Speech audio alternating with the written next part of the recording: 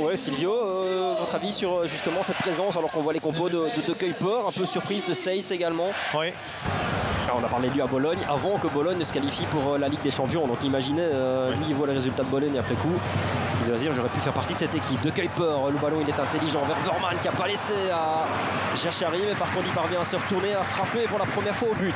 Et être un point d'appui intéressant. Et c'est loupé là, Joachim Seyss sur son mauvais pied, on le rappelle, même s'il se reprend bien, le jeune brugeois. Verman qui a levé la tête, qui centre la frappe. De nouveau dans un geste technique et un contrôle qui n'est pas évident. Il va frapper là Onyedika. Quel envoi! Oh, c'est la barre. Est-ce que ça a franchi la ligne? Je ne pense pas. Par contre, il y a la tête sur le deuxième ballon. Talbi, c'est pas le cas. Du résultat, la sortie de balle est plutôt bonne. Joué, geste encore de Verman qui est déchaîné. Hein. Et au deuxième poteau, il y a 3 joueurs. Et il a levé la tête et il a vu les joueurs. Le centre est bon vers Solis. Oh, le contrôle de la frappe. Techniquement hyper difficile à réaliser. Pas de chance pour lui, c'est pas cadré. Mais de mouvement au milieu de terrain, on voit qu'il n'y a pas beaucoup de joueurs à l'arrêt. Donc c'est une équipe qui en veut.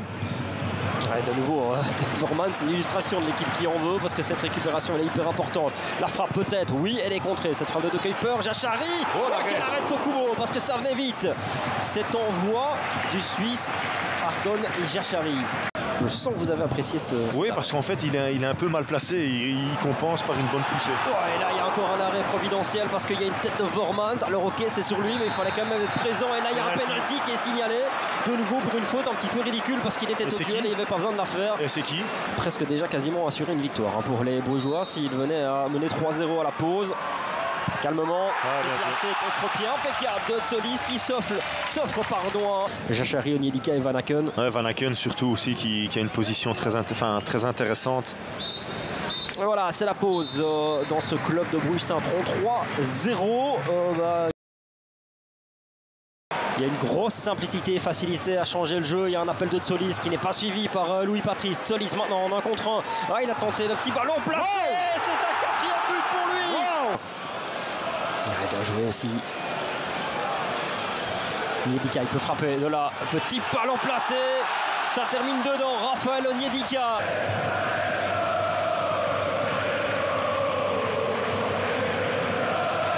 La frappe tendue.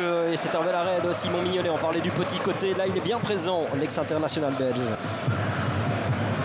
Le ballon qui arrive encore hein, chez Van Aken, c'est trop simple en fait pour le club de Bruges. Passe Eleben, Jachari qui fait le petit crochet en plus et qui va dans les rangs Trudoner. Van Aken qui joue en marchand, tiens donc. Ouais, là on est dans le contrôle. Hein. Oh là là. Quelle passe en marchand, mais il a raison de jouer en marchand avec Kukubo qui a hésité. Il est sorti puis il est revenu sur ses passes. Kovolson maintenant il est capable de frapper du droit. Ouais, il est aussi capable de la donner à Jutla. Je me demande s'il n'était pas hors jeu. Il frappe Jutla, il frappe au-dessus.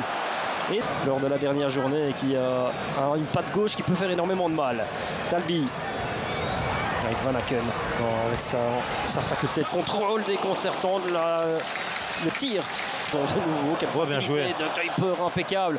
Kovolson, il va rentrer pied gauche, on le sait. Van Aken maintenant qui se retourne, il va frapper Van Aken, c'est puissant et c'est dedans. Philosophie de jeu hein, de Saint-Tron depuis le début de la saison, c'est une des équipes qui fait le moins de passes dans leur séquence de jeu, à l'inverse du club de Bruges qui est la 2e équipe qui en fait le plus. Oh là, attention à cette frustration.